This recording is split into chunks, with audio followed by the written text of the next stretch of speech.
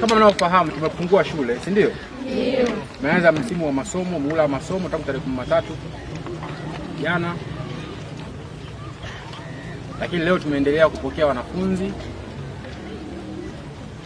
Lakini nimefurahi kuona mazingira yalivyokuwa mazuri, mazingira masafi, lakini na nyinyi mmefurahi kuona mmependeza sana. Jipigeni makofi. Lakini niwapongeze sana wale ambao wamefaulu kujiunga kidato cha kwanza mwaka huu na wamesharipoti tayari kwenye madarasa yao na masomo yameanza. Lakini niwapongeze pia walimu kwa maandalizi mazuri ambayo yamefanyika kwenye shule hii. Lakini Mheshimiwa Diwani, kipekee na kushukuru sana kuwa karibu na shule hii. Nafahamu ulikuwa hapa tangu asubuhi.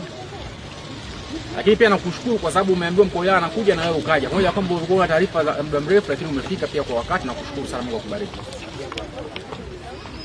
Lakini wanafunzi, hapa tumekuja kwa ajili ya kusoma. Sawa sawa? Yes, tuzingatie jambo moja tu la msingi la kufanya nini? La kusoma. Mheshimiwa Rais Daktari Samia Suluhu Hassan anawapenda sana wanafunzi. Ndio maana akawajengea madarasa haya mazuri. Madarasa ya kisasa. Yana vioo vya aluminium.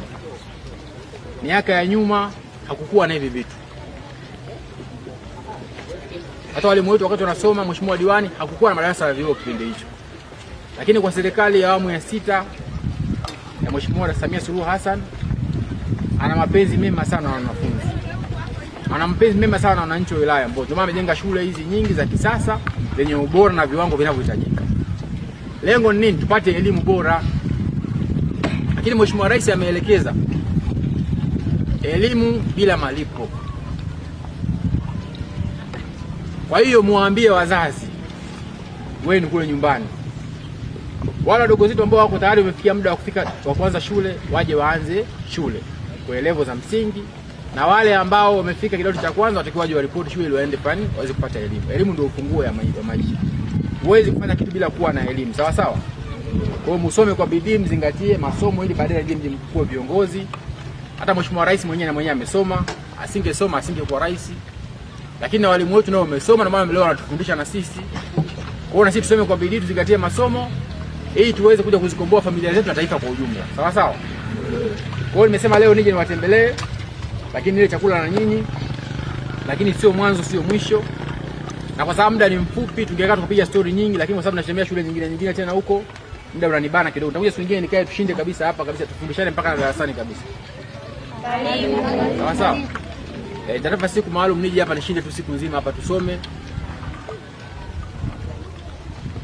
ili tupate muda mzuri wa kukaa na kuzungumza mambo mbalimbali. Lakini kwa leo itoshe tukisema nawashukuru sana, Mungu awabariki sana.